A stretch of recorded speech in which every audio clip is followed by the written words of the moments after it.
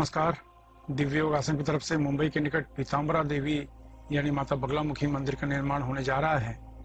आपसे सहयोग की अपेक्षा रखते हैं। अगर आप सहयोग करना चाहते हैं तो आप बैंक ट्रांसफर, पेटीएम या यूपीआई के द्वारा दान कर सकते हैं और यह दान इनकम टैक्स के आयकर धारा एटीजी के अंतर्गत टैक्स में छूट का लाभ भी ले सकते हैं। इसके बारे में अधिक जानकारी नीचे डिस्क्रिप्शन में दी गई है। इसके अलावा मुंबई के निकट वज्रेश्वरी में 2 दिन का गजेंद्र मोक्ष साधना होने जा रही है। इसमें 1.25 लाख मंत्र से लेकर 5 लाख मंत्र का विशिष्ट अनुष्ठान मुद्रा के साथ होगा। यह साधना उन लोगों के लिए बहुत जरूरी है जो कर्ज में डूबे हों, व्यापार में नुकसान हो रहा हो, तरक्की रुकी हो, आर्थिक समस्या आ रही हो, हर क्षेत्र में बाधाएं आ रही हों, धन का नुकसान हो रहा हो। ऐसे लोगों को गजेंद्र मोक्ष साधना अवश्य करनी चाहिए। अगर आप इस साधना में प्रत्यक्ष आकर सीखना चाहते हैं तो नीचे डिस्क्रिप्शन में लिंक दिया गया है, वहां से इस साधना में भाग लेने के लिए फॉर्म भर सकते हैं। नमस्कार, दिव्य योगासन की तरफ से आपका हार्दिक स्वागत है। आज हम कात्यायनी अपराजिता प्रयोग की चर्चा करेंगे और जानने की कोशिश करेंगे कि इस मंत्र के द्वारा वैवाहिक जीवन से संबंधित, प्रेम प्रणय जीवन से संबंधित अपनी समस्या का निवारण कैसे करें। माता कात्यायनी की बात करें तो ये माता दुर्गा की स्वरूप मानी जाती हैं। किसी भी तरह की जीवन साथी से संबंधित समस्या हो, विवाहित जीवन में कोई समस्या हो, किसी व्यक्ति का विवाह नहीं हो रहा हो, विवाह टूटने की कगार पर आ गया हो, विवाहित जीवन सुख में न हो, विवाहित जीवन में क्लेश पैदा हो, प्रेम संबंधों की बात करें, किसी को आप चाहते हैं लेकिन वह आपको समझना नहीं चाहता, वह आपको प्यार नहीं करता, वह आपको नहीं चाहता, तो जीवन साथी से संबंधित और प्रेम से संबंधित सभी प्रकार की जो विघ्न हैं, अड़चने हैं, इस मंत्र के द्वारा माता कात्यायनी की कृपा से उन समस्याओं का निवारण कर लिया जाता है। तो माता कात्यायनी के मंत्र में अपराजिता मंत्र अगर जोड़ दिया जाता है तो ये बहुत ही शक्तिशाली मंत्र बन जाता है। फिर ऐसा नहीं होता कि आप प्रेम संबंधों से संबंधित, विवाह से संबंधित किसी भी तरह की अड़चनों में आप घिरे हैं और इस तरह के मंत्र का उपयोग कर रहे हैं, तो ऐसा बहुत कम सुनने में आता है कि व्यक्ति को सफलता नहीं मिली। बस आपका उद्देश्य बहुत ही पॉजिटिव होना चाहिए, आपके उद्देश्य में कोई स्वार्थ नहीं होना चाहिए।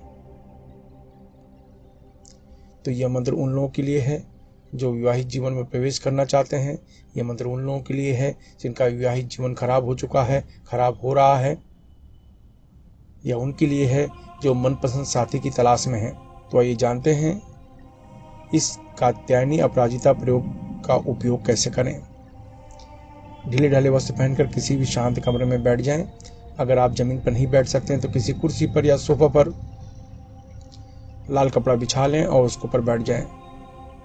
अपने सामने माता दुर्गा की तस्वीर रख लें और 10 बार सामान्य प्राणायाम करें, यानी जोर से सांस खींचें, जितनी देर तक हो सके रोक कर रखें, फिर सांस धीरे से छोड़ें। इस तरीके से 10 बार सामान्य प्राणायाम करें।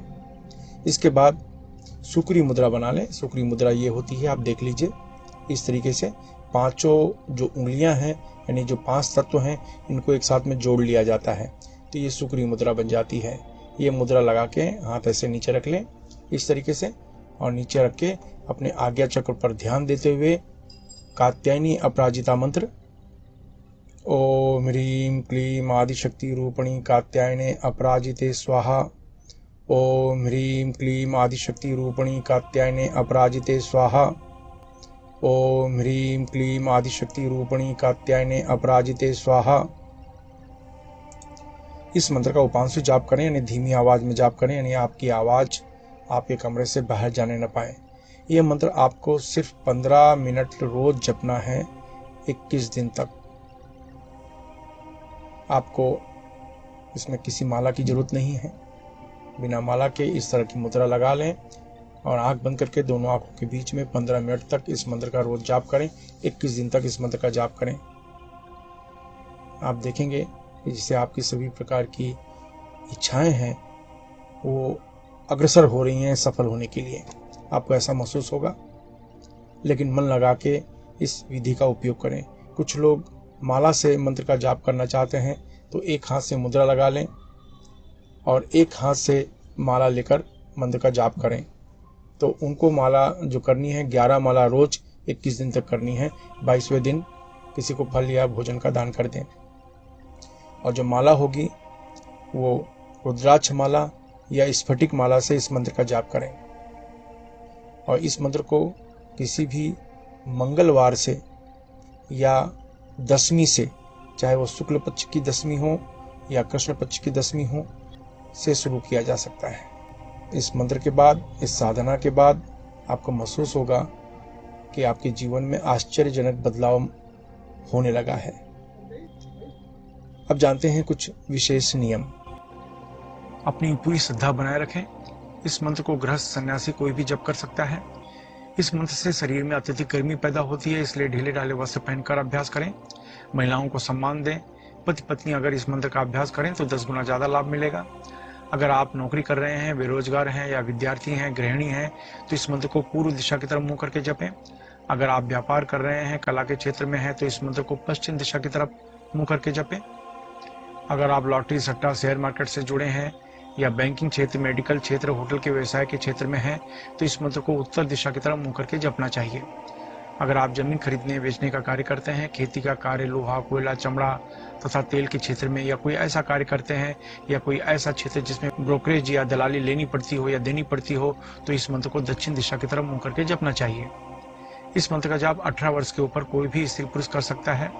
याद रखें, जब भी आप कोई अच्छे कार्य की शुरुआत करते हैं या संकल्प करते हैं, तुरंत कोई न कोई अड़चनें आनी शुरू हो जाती है, इसलिए प्रबल संकल्प के साथ अभ्यास करें। इस मंत्र का जाप सूर्यास्त के बाद करना चाहिए। धूम्रपान, मद्यपान, व्यसन, मांसाहार से बचें। ब्रह्मचर्य का सख्ती से पालन करें। मासिक धर्म की समस्या में महिलाएं 3 से 5 दिन का गैप करके फिर आगे कंटिन्यू कर सकती हैं। अभ्यास समाप्त होने के बाद अश्विनी या वज्रली मुद्रा अवश्य अपनाएं। यह मुद्रा आपको ब्रह्मचर्य का पालन करने में मदद करती है। अश्विनी या वज्रली मुद्रा क्या है, यह जानने के लिए नीचे डिस्क्रिप्शन में लिंक दिया है, वहां से जानकारी आप प्राप्त कर सकते हैं। आशा है आप अपने जीवन में हमेशा खुश रहेंगे। धन्यवाद।